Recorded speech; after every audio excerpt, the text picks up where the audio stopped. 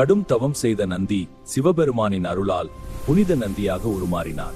அவர் ஏன் சிவபெருமானின் பிரிக்க முடியாத அங்கமானார்? இது நந்தியின் புனித வரலாறு. உலகம் படைக்கப்பட்ட ஆரம்ப காலத்தில் பூமியில் செடி கொடிகள் வாடி உயிரினங்கள் தர்மம் தெரியாமல் தவிக்கின்றன.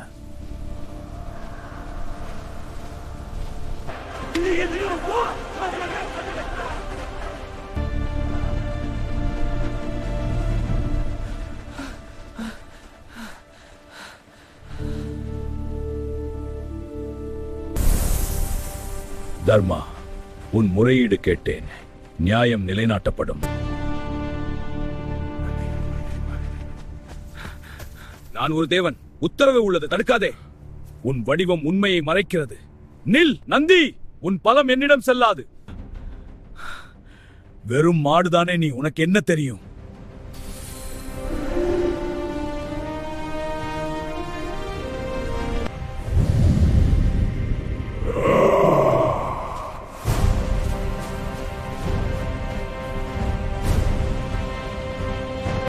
தேவர்களும் அசுரர்களும் பார்க்கடலை கடையும் போது வெளிப்படும் ஆலகால விஷம் உலகையை அழிக்க பார்க்கிறது.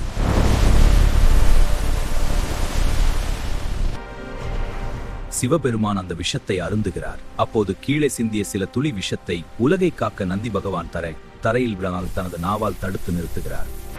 விஷத்தின் தாக்கம் நந்தியை ஒன்றும் செய்யவில்லை. சிவபெருமான் நந்தியின் பக்தியை கண்டு நெகிழ்ந்து